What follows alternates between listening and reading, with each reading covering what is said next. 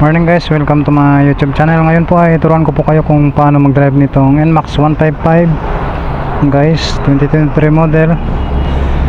Guys, si NMAX 155, unang-una siya ay keyless. Ito guys yung remote nya guys.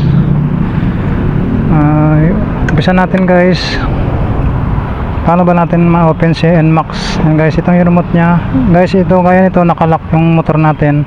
Pindutin lang natin yung remote.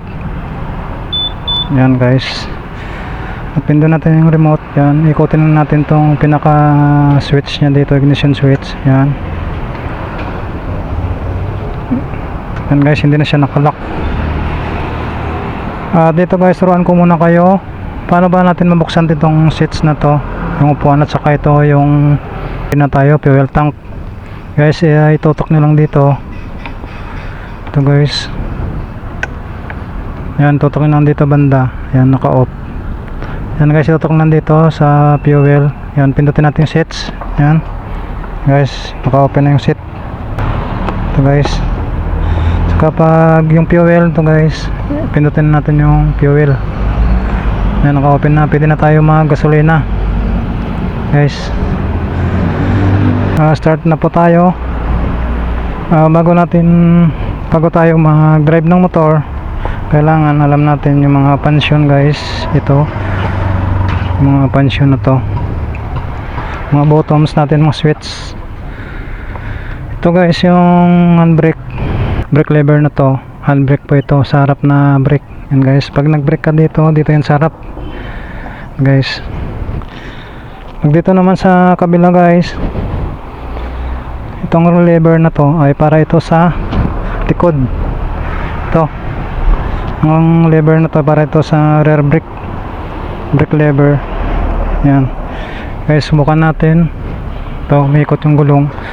Yan, pag na-press natin yan, hindi na siya ikot. Yan guys. So guys, start na natin.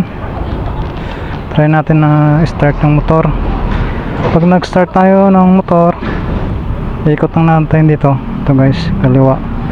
Yan, ikot lang natin. Antayin mo natin yung mawala yung pop-up dito ng mga ano guys, symbols dito. Yan, pag nag-start tayo, pwede tayo dito sa kabila.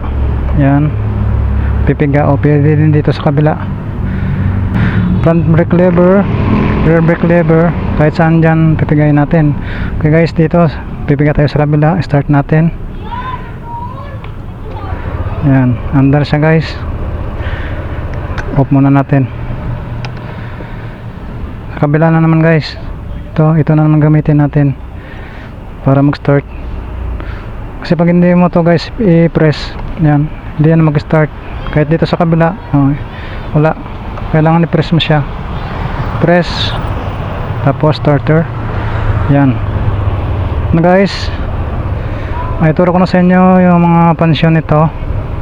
Dito tayo sa kabila guys. Ito yung switch na to. Pag na-on mo to, ito yung start stop system. Yan guys, kung saan pag nagdating tayo, pag huminto ka o kaya sa stoplight, 3 to 5 seconds, pag naka-on ito ay hinto siya.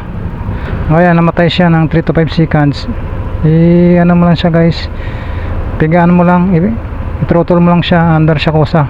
Yan, start stop system. Ito yung switch guys. Yung sunod dito guys, yung hazard. Yan, hazard.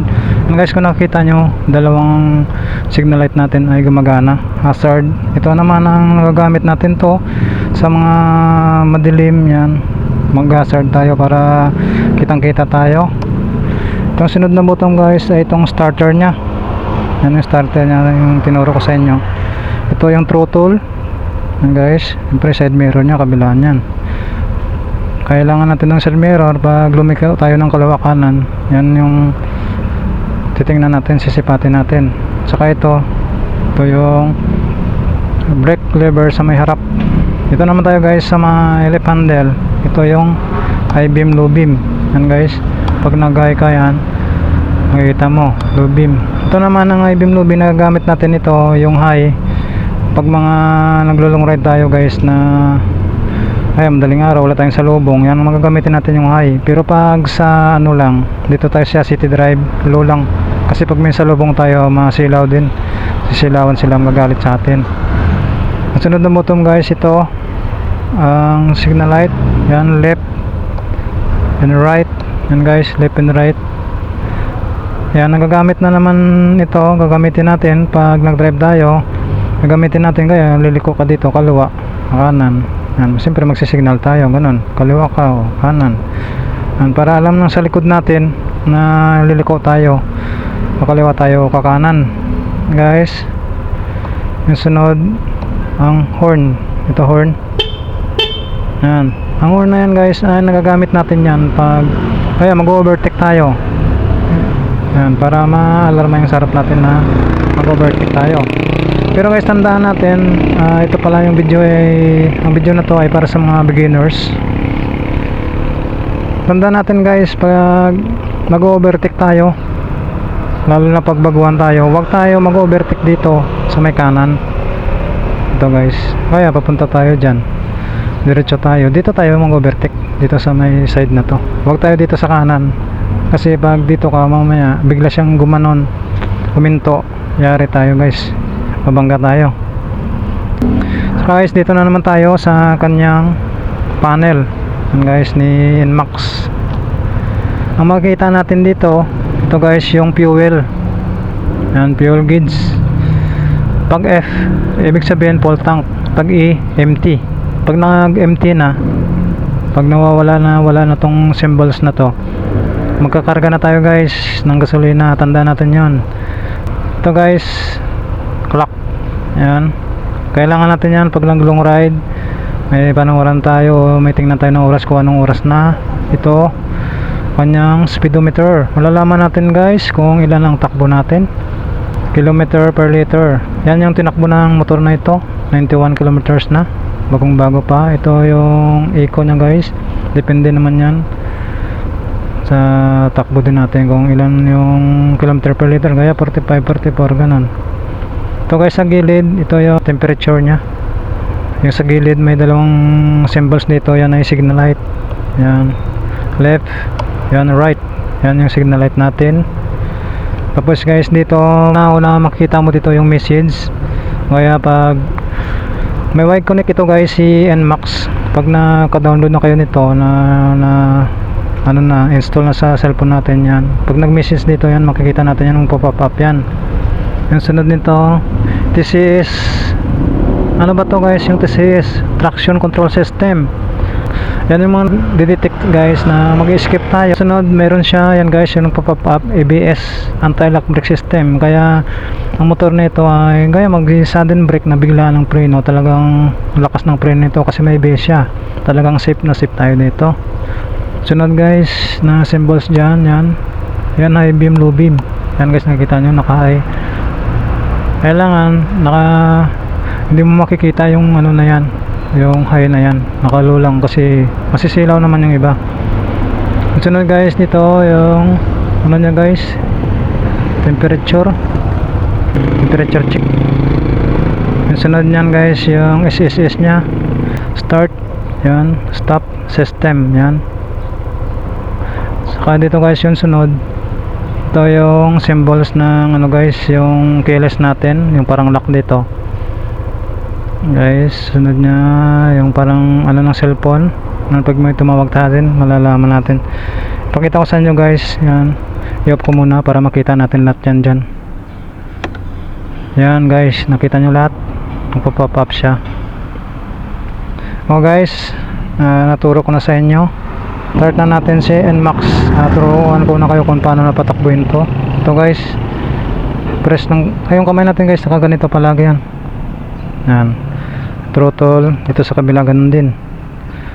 Okay, start na natin. I-press natin tong front brake lever, pause yung starter, yun, start na. Tsaka tandaan natin guys, yung paa natin na to, yan, yung dalawa, kailangan nakalapag yan, nakatukod dyan. Tapos yung kamay nakaganon, naka ano sa brake lever, sa rear brake lever. Saka dito sa kabila ganon din, sa front brake lever guys. Saka sa throttle, Ngayon patatakboy na natin guys. Ito, pipigayin lang natin tong throttle. Yan, dandahan lang. Yan, dandahan lang. Yan, pag dumidiretso na tayo guys, yung dalawang paa natin, iangat na natin. Yan, angat na sa taas. Yan, dandahan lang muna takbo natin. Guys, yung takbo natin yan. 10-15 lang muna. 14. Ay, beginners tayo. Guys, dandahan lang. Pag uminto tayo guys, itong brake, gagamitin natin brake. Yung throttle ibalik. Yan, ibabalik mo to, yung throttle yan. Tapos yung paa yan, lapag mo, kabilaan. Siyempre yung brake, huwag mong bitawan yan. Bitawan mo siya pag hindi na siya umandar. Yan.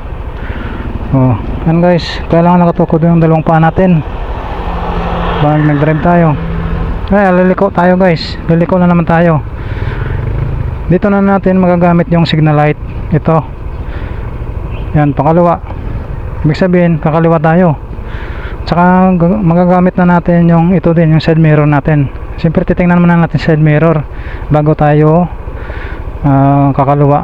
Para siyempre baka may biglang dumating, mababangga tayo. Guys, ganun pa rin. Yung kamay, ganun pa rin. Yan. Ano pa rin sa brake lever. Throttle yan, dandahan lang piga. Tingin sa side mirror. Guys, nakasignal na tayo. O, liko, dandahan. Pero yung paa natin guys, yung dalawang paa natin nakaalalay lang. Yan, alalay mo dalawang paa. Yan. Dandahan lang. Yan. Dandahan. Guys. O, diretso na tayo. Iangat na naman ang paa natin. Yan, throttle lang, dandahan. Yung signal light. O, ibalik mo na yung signal light. O, yan, takbo tayo ng 12, 13. Dandahan lang. Guys, dandahan lang tayo. Pag uminto tayo, ito, gamit tayo ng brake. Tapos dito, alalay to, alalay. Yan, into. Lapag yung paa, isa, dalawa. Yan, lapag. Yan, lapag natin. Yan. Nakaano yung kamay natin sa brake. Yan, yun ang pag uminto guys. Ganun lang. Ulit. Babalik tayo. Ito, kaliwa na naman. Signal light ka naman. Yan, throttle, dandahan. Yung kamay ng dalawa nasa brake na. Ito. Yan, dandahan lang. Dandahan. Yan. Yan guys, balik na yung signal light. Balik mo na. Oh. Piga ka lang. Kahit bilisan mo na guys, yan. Sa rapid drive. Ito brake. Lapag yung paa. Ito sa kaliwa, lapag din sa kanan. Yan. Yung throttle balik. I-pull back mo ba? Ibalik mo. Pull. Yan. Balik. Yan, brake. Yan. Yan, ganun ang mag-drive ng ano guys, ng NMAX. Napakadali lang. Para sa mga beginners dyan, may plano pa lang na bibili ng motor ng NMAX. Napakaganda ng motor na to guys. Ulitin ko para ano guys, matuto pa talaga kayo. Yung kamay, ito guys, ilagay dito sa ano guys, yan, sa left handle, sa brake na kailangan nakano yung brake. Sa kabila ganun din, yan guys, ganun. Depende sa'yo kung isa din, pero ganyan guys, maganda. Tapos magpatakboy na natin. Ito ang throttle, piga, dandahan. Yan, tatakbo na yan. Yung dalawang paa, lalay lang muna. Pag tumakbo na, angat. Oh, angat. Angat mo yung ano, dalawang paa mo. Yan, pwede mo lang patakbuhin. Yan, mabilis. Pwede na. Guys, ganun lang kadali mag-drive ng NMAX 155. Guys, maraming salamat po sa inyong panood. Sana ay natuto po kayo. God bless.